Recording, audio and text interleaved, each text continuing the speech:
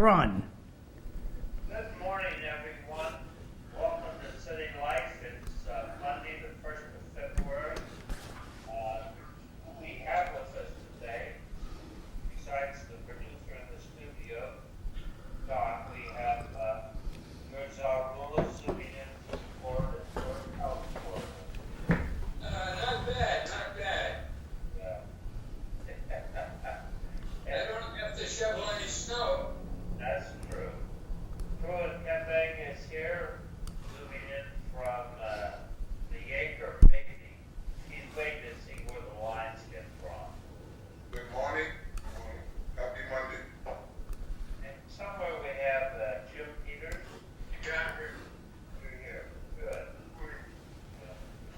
And then finally,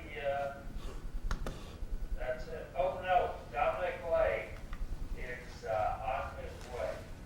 So that's good.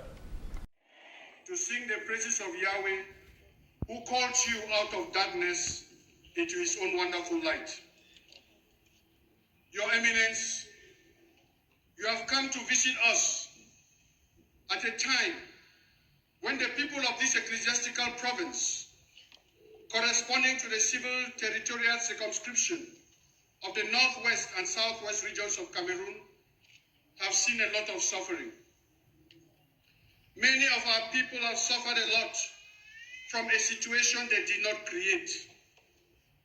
And thousands are either internally displaced or have escaped as refugees. Businesses are shut down. And for about 4 years, our children were not allowed to go to school. Children were used as a bait for political motives and struggle.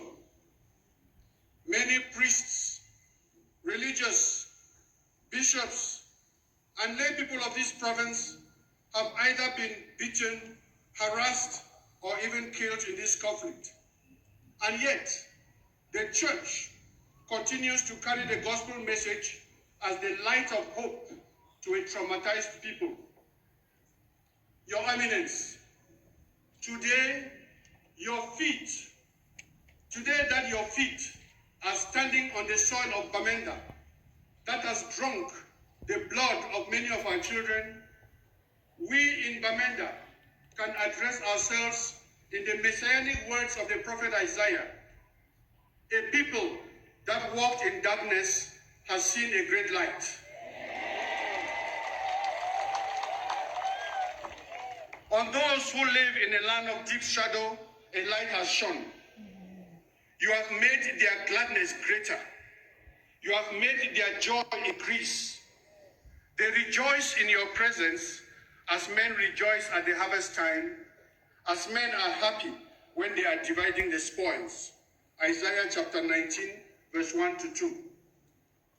Your Eminence, you yourself saw the joy and happiness of the Bamenda people yesterday when you arrived the grounds of the Cathedral of St. Joseph in Mancon.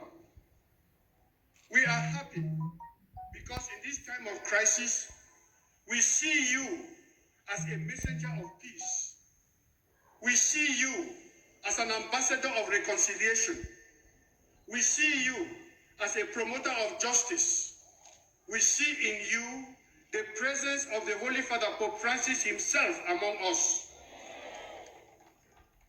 Even when the Holy Father says nothing, his presence is a consoling presence.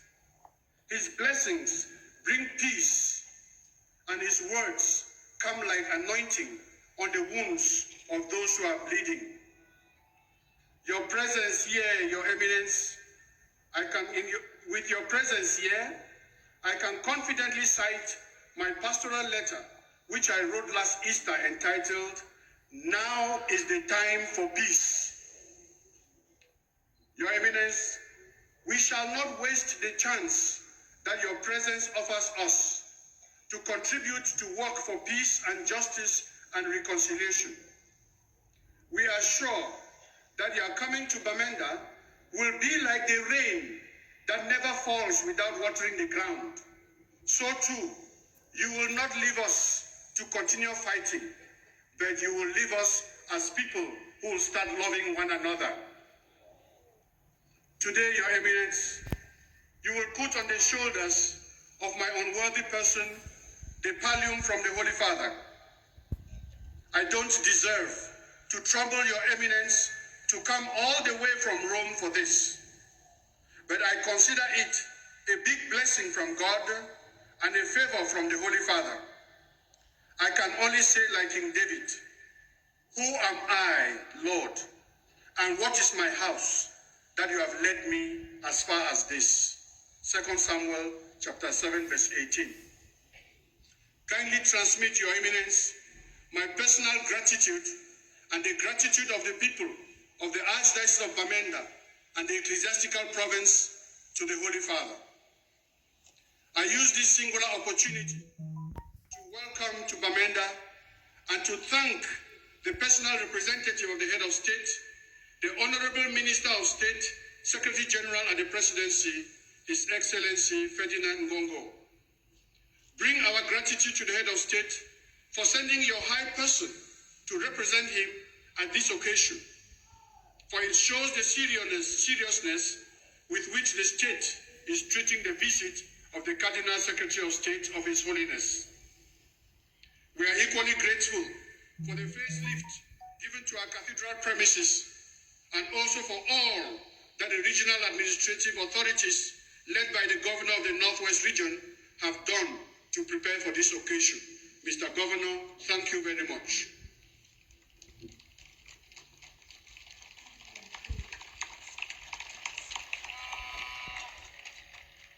Your Eminence, we the people of Bamenda, we lack many things.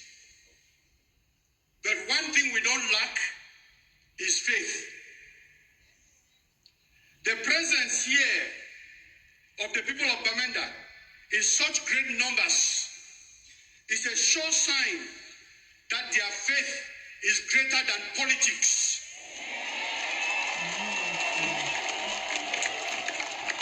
The faith of the people of the Archdiocese of Bamenda is greater than intimidation.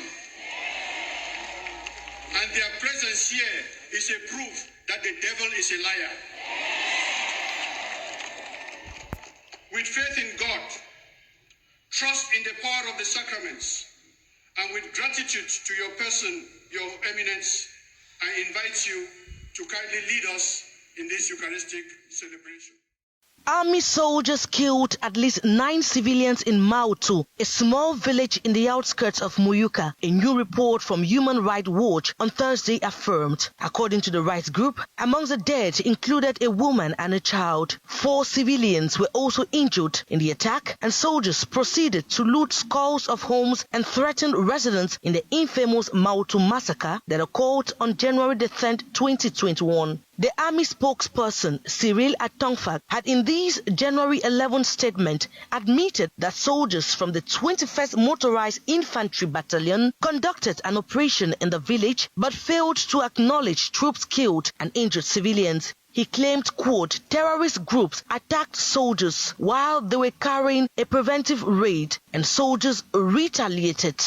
Reacting to the new report, Ida Soa, Human Rights Watch Deputy Director for Africa, said, quote, killing civilians and looting their homes in the name of security are serious human rights crimes that fuel the escalating cycle of violence and abuse in Anglophone Cameroon. She added, quote, Cameroonian authorities, with assistance of the AU and the United Nations, should establish credible and impartial inquiry into the massacre in Mautu. The attack in Mautu drew widespread condemnation from rights groups. It will be recalled this is not the first time that the Cameroonian authorities have denied troops killed civilians. It is almost 1 year since a similar situation happened in Garbo in the Ndonga Mountain Division of the Northwest Region. Today is the first day of Black History Month. We actually have a Black History item. Jim, did you find that thing you wanted to read? Yeah. Your friend down in Kentucky? Yes. He wrote something on the Black History Month summary. Black History Month is also known as African American History Month, and it annually occurs in the U.S. and Canada. It started in 1926 as Negro History Week in the U.S. by Carter G. Woodson, a historian, in the second week of February. The goal was the coordinated teaching of the history of Black Americans in the nation's public schools. He said, quote, "If race has no history, it stands to the danger of being exterminated." Black History Month was first proposed by black educators in the Black United States of Kent State University. The first celebration took place a year later in February 1970. 6 years later, Black History Month was being celebrated all across the country. President Gerald Ford recognized Black History Month during the celebration of the U.S. Bicentennial. On February 21st, 2016, a 106-year-old Washington, D.C. resident and school volunteer, whose name was Virginia McLaurin, visited the White House as part of Black History Month. She was asked by the black president why she was there. McLaurin said, "A black president, a black wife, and I'm here to celebrate Black History Month. That's what I'm here for." And that was it. So I thought it was interesting that Black History Month had such a history. Yeah, go ahead, George. Well, I think Jim brings up an interesting person, but he didn't go far enough. This Carter Woodson, he was a historian as well as a professor, and he started up a couple of schools, colleges, and he's known as the father of Black history. And I don't see why he shouldn't have at least be recognized by this country as the father of Black history. And he must have been a very interesting individual. He came from slave parents. He had to work. He went to school part-time. He eventually got his degrees.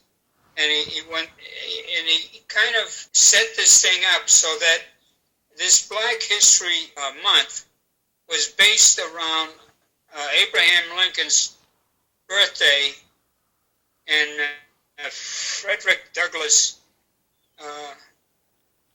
as well. And I think if we go back into it, this man's life should be kind of publicized a whole lot better than what is being publicized, and he should be the spark of any group to understand the hardships that one had to endure back in those days. And he must have been a very extraordinary man. His name was Carter G. Woodson. And I don't know how you feel about it, Jim, but that guy must have been a brain and a half. Well, I just was concentrating on I closed my computer, so I can't remember her name. But I was concentrating on her, and I forgot to mention Carter G. Woodson in some detail. I got this piece of paper from a friend of mine who is black, who lives in Kentucky, and he just wanted to make sure that we celebrated Black History Month. So Carter G. You mentioned Carter G. Woodson as the father of Black history? It sounds like it, yeah. So sounds like he was. I think he was too. Yeah, sounds like he was. Okay. That's What does Drew say about this? I say George summarized it very well with whatever the history of this country I'm just reading. You know, I mean, if you look at it, most of you have lived it, you experienced it. Whatever ideas that I'm really giving forth with regards to that, I'm not privy to the information. The only thing I can say is I am sitting here on the shoulders of those who fought as well. The landlords, that's the American Indians and those people who fought for the rights of non-white people like me to be here, and I really appreciate and pay a lot of respect for their sacrifice. sacrifices for me to sit here and talk. I am in no way to really dispute anything, but I'm just saying that I'm a beneficiary of their sacrifices. That's good. Well said, Fru. What'd you say, Tom? Could you say it again? Oh, I just said, well said, Fru. Oh, okay. That's pretty good. All right.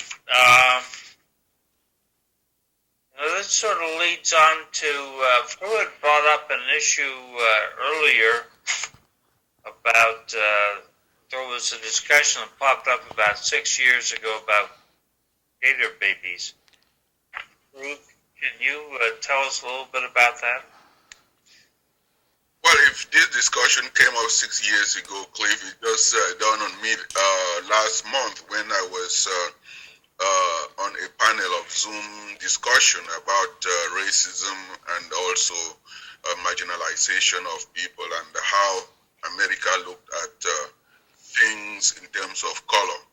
I have to disclaim that I am just learning, and through my readings, I came up with this article, and I would also say this panel, to me, in my own opinion, you have demonstrated a compassion for reaching out and advocating for people for the right cause, for exactly what the whole world and Lowell know about what is happening thousands of miles in Cameroon across the ocean, because you have brought in that compassion across the ocean to touch people whom you don't know, you may never meet. But that in itself is, to me, that we discuss things of humanity. And then I found this article, someone talked about the Gaitor baby. So I went now reading it, and I saw how horrific it was.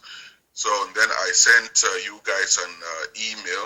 And I think because we are in a learning process, and as someone said that if you don't learn from history, you would never, you are doomed to go through the same what happened in history.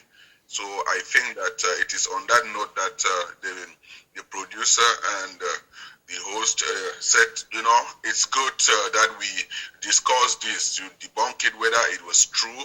And if it was true, how do we educate ourselves and see how we go from here? Like I said, I have benefited a lot from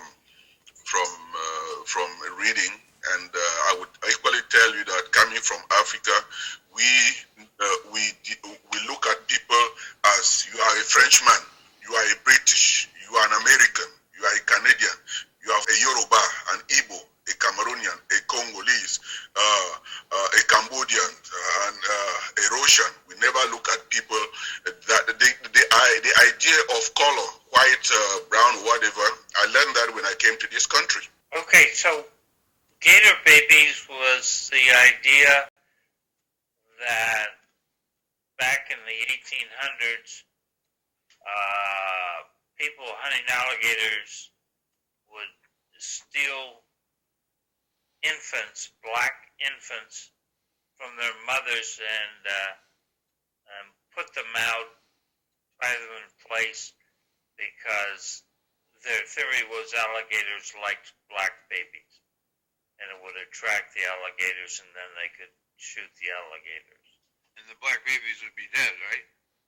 Could be dead. Yeah. Yeah, it's to the hunter's advantage to keep the babies alive, but in the story, losses were accepted. Now, George apparently has researched this even deeper, and we now have reason to believe that this is a myth rather than a reality.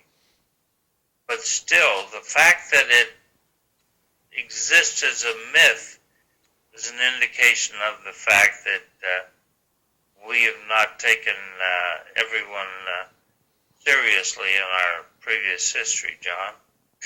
How does this figure in with the millions of abortions that happen in America every year? That's a good question. We have managed to turn a blind eye to abortion because we're aborting millions of black lives every year. So if we called it a Gaitor abortion, would that attract more attention to it? I don't know.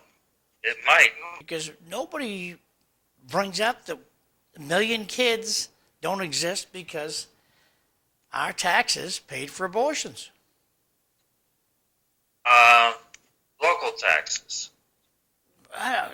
Cliff, once it goes out of your pocket, whatever government vendors out there is going to suck it up and spend it. So it all come out of your pocket. So if you want to call it local, call it whatever you want. Back to you. Drew, you were going to say something. I was saying that, in fact, it's important. John brought the abortion question. I think that this is part of the problem, that when you bring an issue, let's focus on that Gaitor baby and let people try to understand what it is. When we divert it, and then they don't talk about it. And that is probably something which is very typical in the discussion here, that when you bring something up, instead of focusing and looking at it, then you divert it and bring in another issue. I think the burning issue on the agenda is focused on that. Let us try to educate ourselves to understand whether that really did happen or not. And then we can devote another item to talk about the abortion issue, which is equally very, very important to discuss. Both good points. Well, let me ask this question, Fru. Is abstinence still being taught to our children by their parents? Oh, abstinence is the best way. I say birth control is the best way. I mean, I was a teenager once. I knew where the drugstore was, and I didn't want an unexpected pregnancy to prop up in my life, and I don't understand why these gals get themselves pregnant, and maybe somebody can enlighten me. Why do these gals get pregnant where birth control's free? And not abstention, I'm talking taking the pill. Why don't they take the pill? Can anybody speak to that? You're saying that we are diverting the attention of I think I was about waiting to hear what George will say based on what we are discussing. If the item that was on that Cliff brought was about abortion, I am all for it. But now we are talking about something else. But that is not what he brought up for us to listen. Probably he said that George had something that could educate us about a Gaitor baby, which we don't. It's a story that is striking to me and striking to everyone. Then I think diverting it to abortion just undermines that you don't want to hear that story. Fru, see, I make a connection. A Gaitor baby, which is a myth from what Cliff said, puts in people's mind that people were tossing infants to alligators. Taking a baby's life where the baby has no control over it, we're just going to take that baby's life. And I make the connection that an abortion is taking a baby's life. And I'm puzzled that you don't make that connection, Fru. Back over to you, Fru. No, I think it's good, but I'm equally saying that this is centered on what happened to black babies. When once you bring an abortion, you generalize it and take our eyes off something that maybe George would have, has done some research and maybe will refute that no, this is evidence that probably this was just something that happened, and it appeared in postcards and everywhere. So I was very, very interested in hearing what George had to say. It is not about an abortion that we are talking about. Next Monday we talk abortion. Today we talk about what George has to say, and then I've got a wrap-up thought. Go ahead, George. What am I going to say? Other than doing some research, I did it two ways. I tried to get on and get some history of Black History Month and how it was established. So that was very interesting. I enjoyed that. In fact, I'm going to do some more reading on it when I have a chance.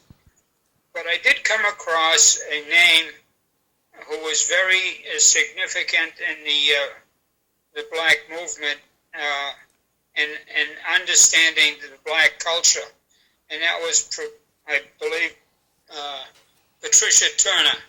Yep. And she researched it, and she came up with that this was a myth, and she questioned some people at the Times newspaper, and she wanted to find out more about it, and apparently it was a figment of somebody's imagination, and they said that they couldn't find it and that it didn't happen.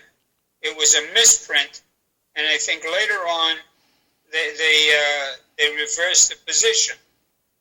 Okay, but that still doesn't answer the question to me. The other part of this thing was that in reading part of Black history and also this some other writers, I came across a situation where these children were not snatched from the mothers. They were apparently the hunters would offer money for the use of the child, and also to return the child to the mother. And in reading some of the excerpts that these so-called people that were shooting these gators, crocodiles in India, they were pretty good shots, and most of the so-called youngsters would come out of the water, or they would just kind of be happy and jovial and all that stuff.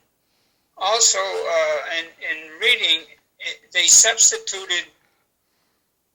Again, this is something that was put together. That they used animals, and because the animals were loud, it would attract the alligators to them, and the animals would cry like babies. So I said, see, that's interesting, because some sheep or goats or animals, if they're scared, they do give off a sound that maybe could be interpreted as a baby crying.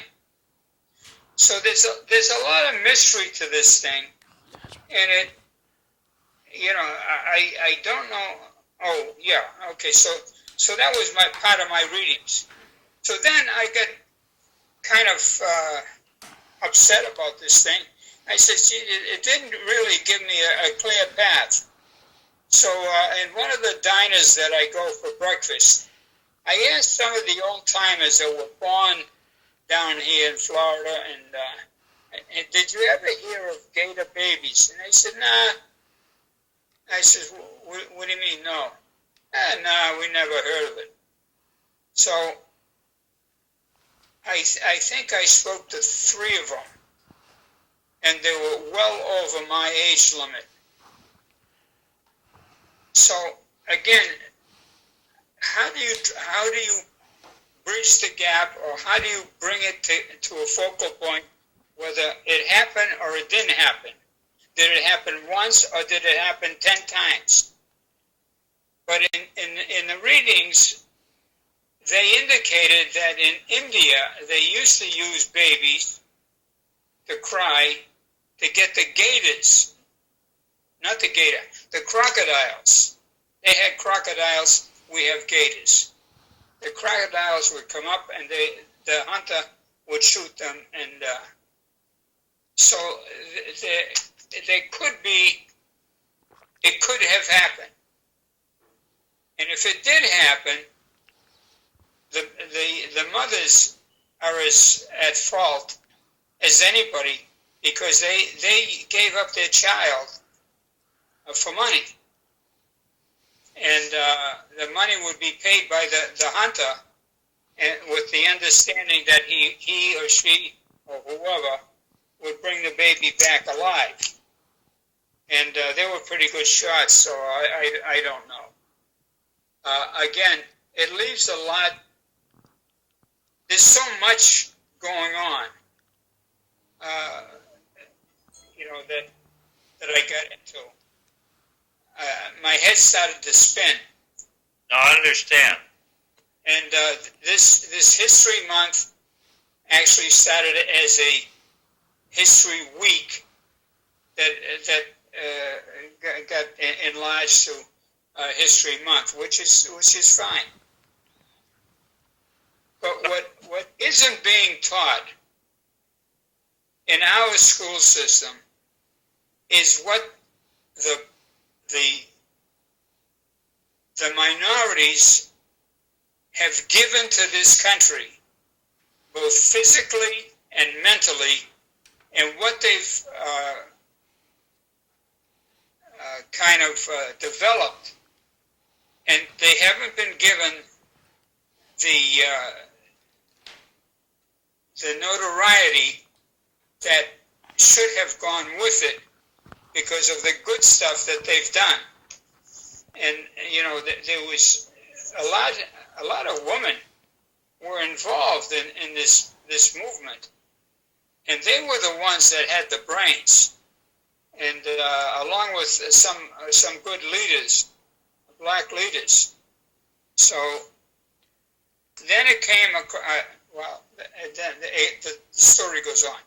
But anyways, that's the gist of it. Okay, John had his hand up, and then Fru has something. Well, eventually we're going to head over to talk to Dominic about Cambodian history. But when I was over in Egypt,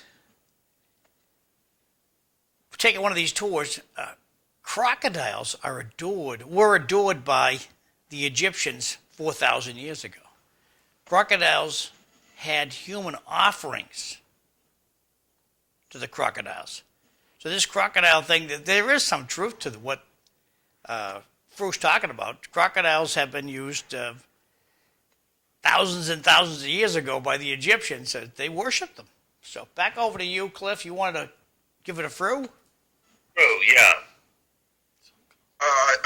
I want to thank George for your research. I think it goes, you mentioned Patricia Turner. This is what Patricia Turner wrote. The use of black children as a Gaitor bait depicts more than just the presence of a negative stereotype. They implicitly represent a form of aggression in eradicating unwanted people. And also that nevertheless, whether the alligator bait story was true or not, the mere fact that such a depiction existed was already enough proof of how inhumanely African Americans were treated, stereotyped, and demeaned in the United States, and portraying them as bait for alligator to devour and finish manifest how their lives were undervalued for centuries. And I will also beg to disagree with George trying to blame the woman for her baby, taking money for her baby. In those days, the black man or the black woman had no powers to fight. They had nothing, but they were like tools. So when you say that you blame the woman, to me, I just see that it's blaming the victim, because in those days the black man was considered 1/5 of a human being, and then they had no authority whether of what to argue what their masters or the boss will decide. So that is just the only little disagreement. But I thank you very much for your elaborate research. Okay, so we're going to beat this into the ground again next Monday. Not this particular issue, but the larger issue. And coming up, and then I'm going to put it over to Dom, so Dominic can talk about Cambodian history. But it seems to me that humans being humans, it's entirely possible that this happened at one point or another. But this seems like it's a larger myth, but as who read from Professor Patricia, what's her name? You know, the myth itself is a sign of the fact that we need to work on our religion. Well, wasn't Moses supposed to offer up one of his sons? No, that was Abraham. Okay. Good old Abraham. So this human sacrifice goes back a long, long way. It does, and it's happened as recently as 500 years ago on this continent. In 2020, the University of Florida banned the use of Gaitor bait chairs. So that was 2020. What chairs? Years. It said banning the Gaitor bait chairs due to such a racist historical indication of alligator bait. The University of Florida president Kent Forge in June 2020 banned the university's famous Gaitor bait chairs. Oh, I remember that, yeah. Hey, Dom. And, but of course, the Viet Cong did not comply, and they ignored his warning. So he started to wage. This is the Cambodian soldiers who volunteered back then. Back then, the men in Cambodia, they volunteered to join the armed forces because they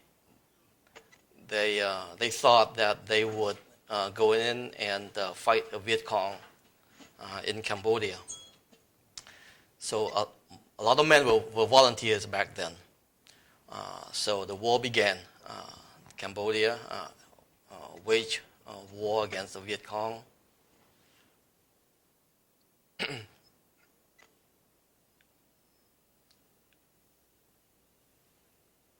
And so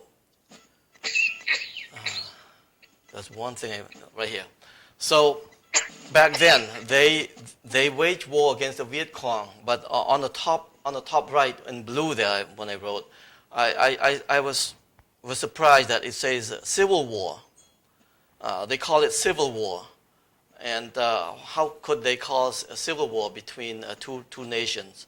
It was the Viet Cong who refused to leave Cambodia, and the Cambodian government decided to fight the Viet Cong. But somehow they managed to call that a civil war,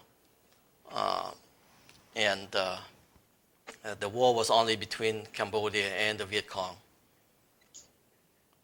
A lot of destructions in Cambodia when the war began. It was no longer peaceful. Again, I didn't like when they call it civil war. I crossed out because it was not a civil war. It was a war defending the border.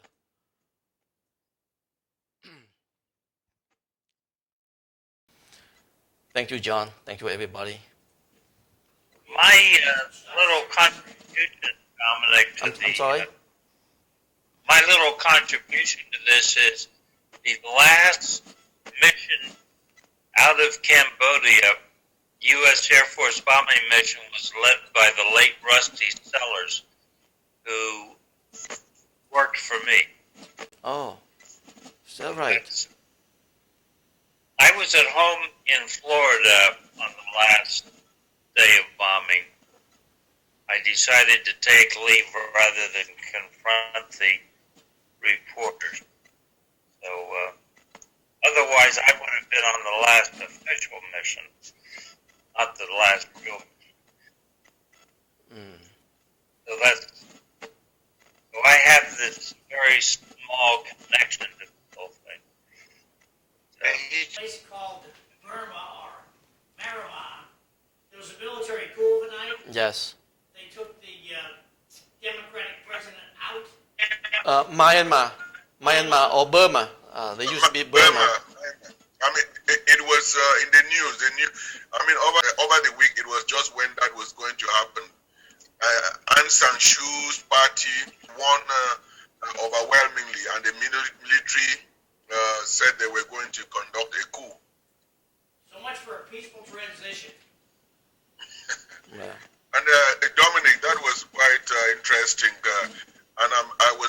strict when you mention civil, that they call it civil war.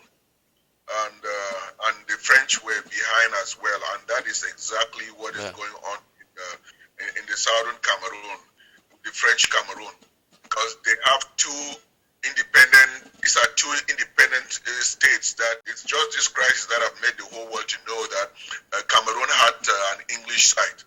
So the crisis there is an international crisis, but they have successfully, with the help of France, turned it to a civil war. With the help of France. With the help of France. And when you talk of Cameroon, before I believe all of you knew that Cameroon was just French speaking, and that is what they had done at the international stage. It is this war that has actually brought that up, to tell people that Cameroon, that there were two countries that came together, and that the war in Cameroon. True. In Cambodia, at least back then, I knew why there was war in Cambodia. But in Cameroon, why? Why are they killing their own people? Why there was war and then they kill their own people? That is exactly why I'm telling you that there are two countries. One country is very rich with natural resources, and the French want to subdue the English Cameroon that has all the natural resources, the oil, the mineral, the fertile soil for agriculture and everything. The international seaport, everything is on the English Cameroon. So because they saw all those riches, they decided to assimilate and give a false impression to the world that this is one country.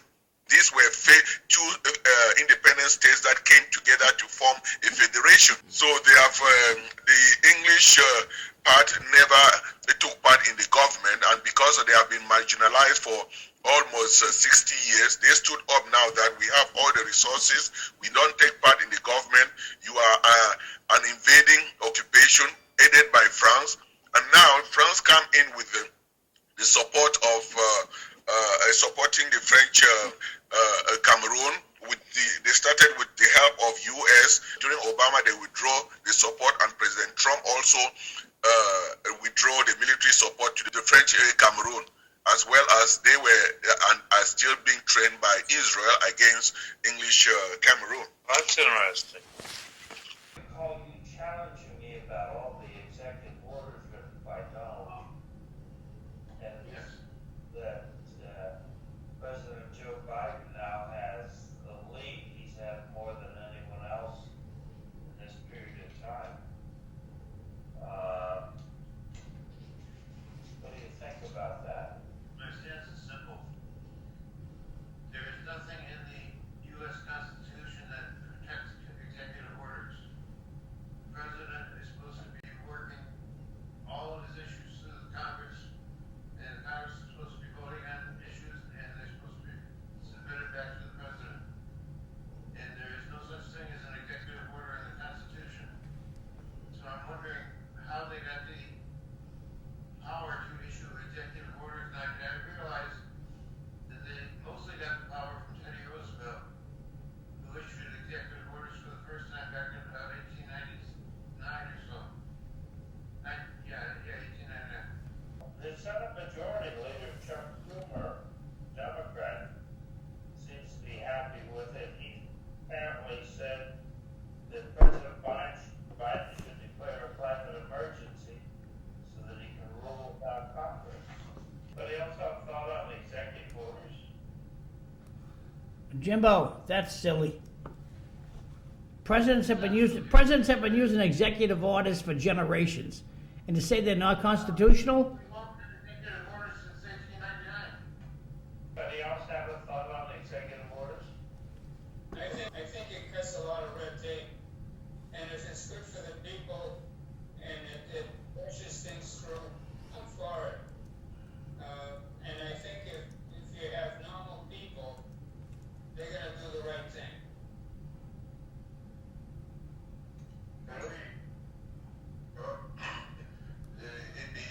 You know,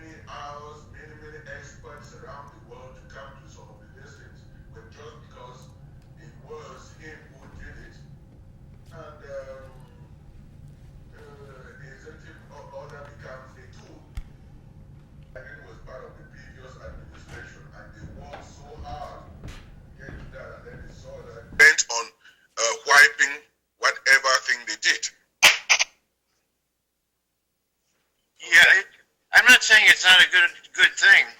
I'm saying it's not protected by the Constitution. And they need to do something. They need to make an amendment or something to protect it by the Constitution.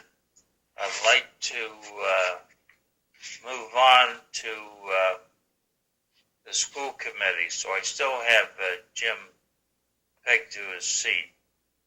Because apparently last Monday there was a dust-up between Union Chief Paul Georges and committee member Mike Dillon. Mike Dillon said if we can't open the schools, maybe we ought to just write off this school year. Does that make any sense to anybody? I can say about reopening schools. They are going to reopen the schools on the 22nd or 23rd of February for a certain percentage, and then they're going to open the schools to 25% for the 1st of March.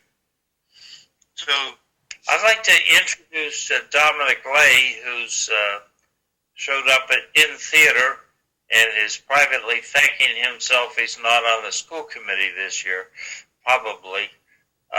Do you have any thoughts on this school reopening, Dominic? Yes, I knew a little bit about the school committee meeting. They voted to postpone, delay the student, bringing back the student to the classroom. Is that what you're referring to, Cliff? yeah, Yes. yeah. Yeah. It is. We are living in an unusual situation right now. I think whatever decision is made is more like 51-49. So in a way, yes, you want to bring the student back to the classroom, etc. But if there is something wrong, like there is an outbreak in one of the schools, man, that is a big responsibility. And then there would be a lot of people blaming you why you couldn't wait 2 more weeks and etc. So it is a little bit tough to decide on your own. That's why I think a lot of the schools leaderships, they just take the recommendation from the states, and so that's how I see it. Yeah, I think Dominic sort of summed up my position. I was wondering about Fru, who's been has not expressed a view here. Well, I'm always of the opinion that when we elect people and we let them do a job, because you make decisions with the information that you have. And people who are out of the school system, they can contribute. But most often, the people who make the decision based on the information available to them, and when they make the decisions, we who are standing on the fringes always come with limited information and criticize them terribly. So then it begs the question, why do we elect people to represent us?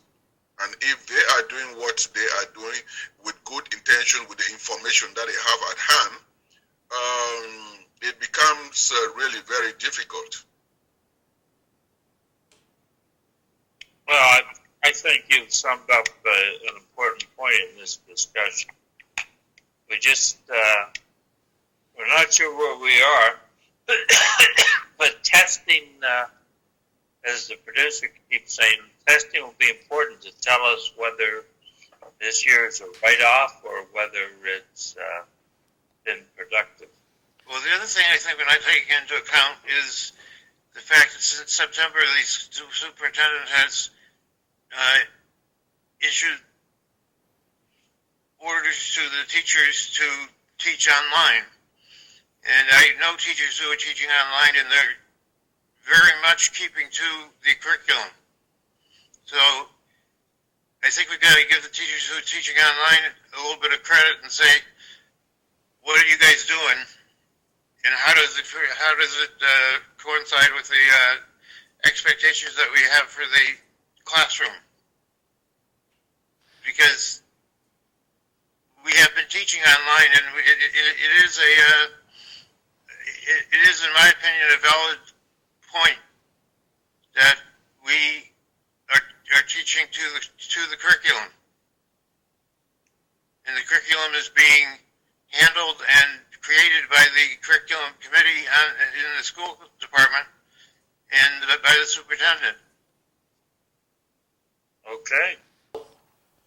So I think my concern is if we have money from the federal government to help us with pandemic, I think a portion of that should be considered for spending on the summer school program. That's how I feel. Do you think we'll be back in school? Will the pandemic be under control by this summer? That's what we're hoping. That's the positive thinking. True, go ahead. I don't know if this falls within the realm of this discussion, but I was watching on the national news a grieving father that the son hung himself after he had been having a lot of problems adjusting to the virtual learning. And the fact that he could not really join his teammates in sports or so, that closed door action made the son to recluse himself and be very, very stressed, and he found him hanged himself in the room. I don't know whether the authorities, the teachers and the people in control, how do they feel about some of these students who some can easily adapt to virtual learning, but some really find it extremely hard, and mostly for those who have been involved in sports. How do they factor this? Do they really interview these kids to find out exactly how they feel and what do they think? Well, I think that we're very lax on our guidance and our psychology of the children, and I think we need to beef it up a lot. But I'm saying that from the standpoint of curriculum, they're covering all of it. It may not be perfect, but they're covering all of it.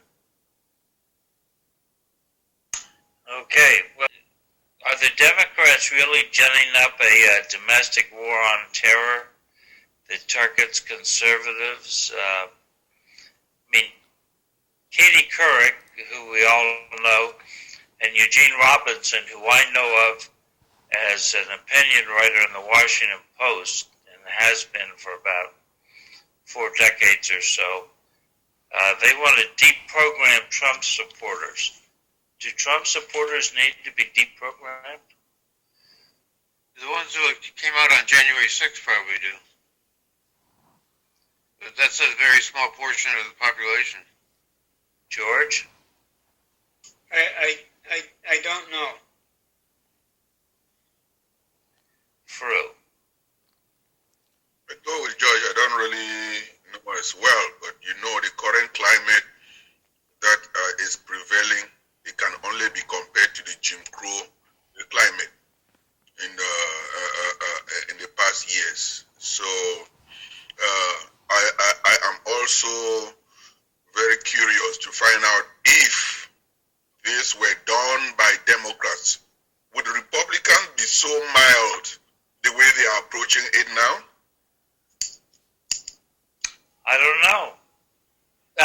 Think about 2016, 2017.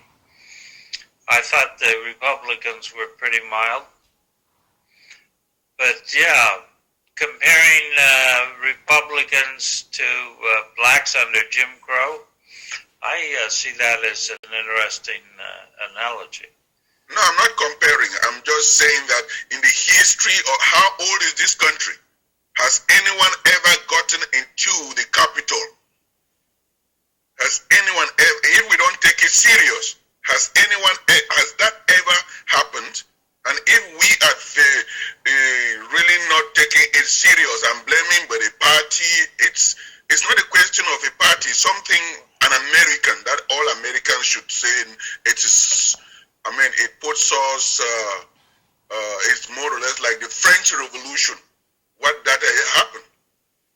So back on the day that they tried to assassinate President Harry Truman, a bunch of people from Puerto Rico broke into the Capitol and shot up the floor of the House of Representatives. So yeah, this has happened before. This was back in 1948. 48? Yeah. Yeah, they were seeking independence for Puerto Rico. Yeah. Frankly, But when you consider that, was Puerto Rico really part of the system, or they were considered as, because, I mean, you are comparing two things or so. Maybe this was an island or whatever. They were fighting for their independence. But comparing that to what happened now, I think it's like comparing oranges and apples and giving an excuse. yeah, I see them both as fruit. And by the way, I think that we should cut Puerto Rico loose. Well, if they want to go, yeah. Either that or they ought to vote to become a state. But this current Commonwealth status, I think, is unsatisfactory for Puerto Rico.